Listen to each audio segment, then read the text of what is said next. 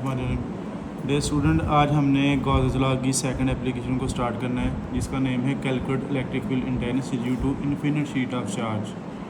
बेटा इसमें उसने एक वर्ड यूज़ किया इन्फिनिट शीट। इन्फिनिट शीट का इधर मतलब ये होगा कि जिसकी डायमेंशन बहुत ज़्यादा एक्सटेंडिव हों, यानी कि लेंथ और विड्थ बहुत ज़्यादा हायर हों।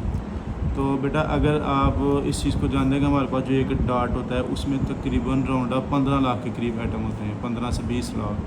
अगर अंदाज़न हम एक एटम में 2 इलेक्ट्रॉन एज्यूम करने होते हैं तो 2 ही प्रोटॉन होंगे, तो 15 लाख को मल्टीप्लाई 2 से तो ये 30 लाख एक डार्ट के अंदर चार्जेस आ जाते हैं। तो हम इतनी इन्फिनिट एक्सटेंड वाली शीट नहीं फिर लेते हैं, हम क्या करते हैं उसका एक छोटा सा हिस्सा ले लेते हैं, हम उसे कहते हैं finite part of infinite sheet. अब ये मैं आपके सामने बेटा मैंने एक फाइनाइट पार्ट ले लिया है, उसके ऊपर पॉजिटिव चार्ज जो है वो यूनिफॉर्मली डिस्ट्रीब्यूटेड है। यूनिफॉर्म का मतलब मैंने पहले भी बताया है कि दो चार्ज के दरमियान एक जैसी डिस्टेंस है और एक जैसी रिपल्सिव फोर्स है। Electric field inside this sheet वो भी यूनिफॉर्म है, एक जैसी वैल्यू रखती है। आप कोई 2-3 पॉइंट बना लें A, B, C, तो इन तीनों पॉइंट पे इलेक्ट्रिक फील्ड की वैल्यू एक जैसी है। अब बेटा हमारी जो मंजिल है, जो टारगेट है, वो है इलेक्ट्रिक फील्ड इंटेंसिटी को कैलकुलेट करना। मैंने इस शीट के बाहर एक पॉइंट लिया है P, लेफ़्ट साइड पे भी एक पॉइंट P लिया है, राइट साइड पे भी एक पॉइंट P लिया है। अब इस पॉइंट P के ऊपर हमने electric field intensity E calculate करनी है। तो बेटा हम आपको पता है कि जिस पॉइंट के ऊपर भी इलेक्ट्रिक फील्ड इंटेंसिटी कैलकुलेट करनी हो वहाँ पे हम गॉसियन सरफेस लेते हैं। तो ये मैंने एक गॉसियन सरफेस ली है जो सिलेंड्रिकल शेप की है। ये बेटा सिलेंड्रिकल शेप जो होती है वो 3 डिमेंशन होती है, मैंने पहले भी बताया था लास्ट लेक्चर में। ये एक ऐसे 3 डिमेंशन है बेटा, ये इसका एरिया क्रॉस सेक्शन है ए और ये इसकी लेंथ है। एरिया लेंथ मिलकर वॉल्यूम बनता है और वॉल्यूम आपको होता है 3D होता है। इन शॉर्ट बेटा इस सिलेंडर की 3 पार्ट हमने बनाए हैं, 1, 2, 3। आप कोई भी डिस्ट्रीब्यूशन कर सकते हैं। जो लेफ़्ट है यानी कि 1 वाला पार्ट है और जो 2 वाला है ये नेचर में सेम है। इसमें E और A आपस में पैरेलल है। बेटा पहले नंबर पे E कैसे पैरेलल है, ये पॉजिटिव चार्ज है बेटा।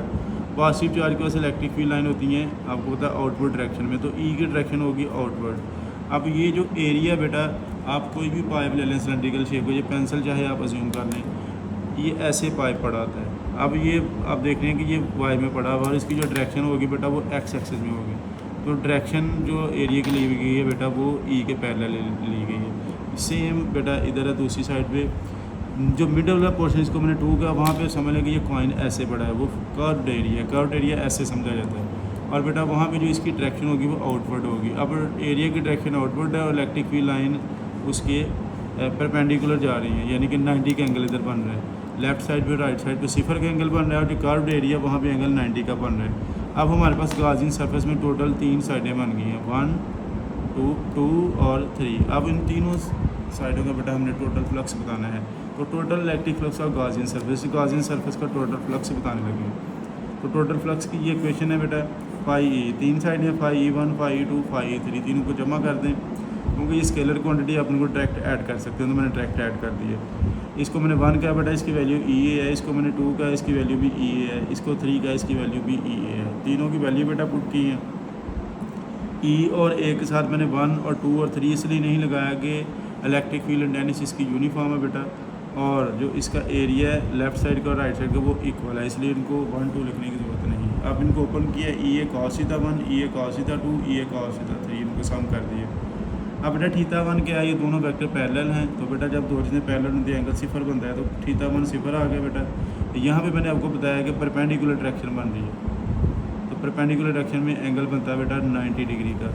तो यहाँ पे 90 पुट कर दे, थीटा 2 का, थीटा 3 बेटा थीटा 1 की तरह सेम है, इसमें भी वेक्टर पैरेलल है तो एंगल 0 बनेगा। ये बेटा एंगल की वैल्यू लगाई है, तो हमारे पास जो नेट रिजल्ट आ गया इनकी वैल्यू पुट करने के बाद, cos 0 1 होता है और cos 90 0 होता है, EA प्लस 0 प्लस EA। तो टोटल फ्लक्स गॉसियन सरफेस ने कंट्रीब्यूट जो किया है इन्फिनिट शीट के साथ वो 2EA है। ये टोटल फ्लक्स की क्वेश्चन है।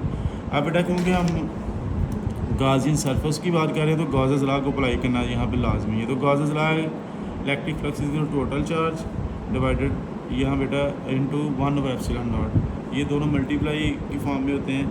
बट सरफेस चार्ज डेंसिटी बेटा सरफेस चार्ज डेंसिटी क्या है कि हमारे पास जो शीट है उसके ऊपर चार्ज यूनिफॉर्मली डिस्ट्रीब्यूटेड है और हम ये देखना चाहते हैं कि छोटे से एरिया में कितना चार्ज है, कितने चार्ज पोजेस हैं एक छोटे से एरिया में। जितने ज़्यादा चार्ज बेटा पोजेस होते हैं एक छोटे से एरिया में डेंसिटी उतनी ही ज़्यादा होती है। अब क्वेश्चन ये है कि अगर चार्ज ज़्यादा मौजूद हैं, उधर अवेलेबल हैं छोटे से एरिया में, तो जो सिग्मा सरफेस चार्ज डेंसिटी है ये ज़्यादा हो जाती है। इससे हमें क्या मिलता है, इससे इलेक्ट्रिक फील्ड स्ट्रेंथ वहाँ पे स्ट्रांग हो जाती है। ये इसका लॉजिक है।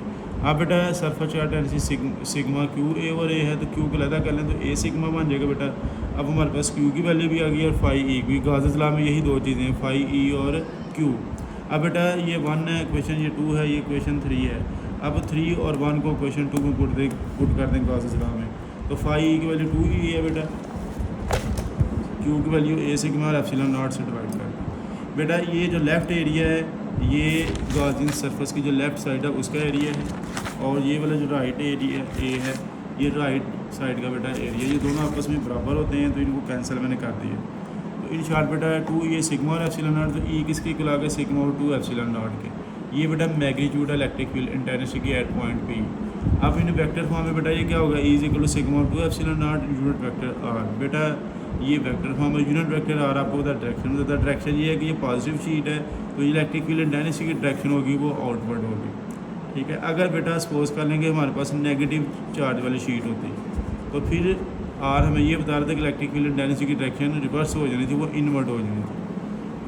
तो ये बेटा सेकंड एप्लीकेशन के मतलब सारा डाटा है। एप्सिलॉन नॉट हमें ये बता रहा है कि हमारी जो इलेक्ट्रिक फील्ड इंटेंसिटी की डेरिवेशन है वो in the presence of air और वैक्यूम है। हमने कोई डाइलेक्ट्रिक इधर एज्यूम नहीं किया। अगर बेटा डाइलेक्ट्रिक एज्यूम करते तो हमारी इलेक्ट्रिक फील्ड इंटेंसिटी की वैल्यू रिड्यूस हो जानी थी, जिससे इलेक्ट्रिक फोर्स रिड्यूस हो जाती है बेटा। तो ये हमने नहीं किया, हमने जो कैलकुलेशन की है ई को एयर या वैक्यूम की मौजूदगी में की है। आई होप बेटा आपने इस लेक्चर को अच्छे से अंडरस्टैंड कर लिया होगा। अपना ख्याल रखिएगा। अल्लाह हाफ़िज़।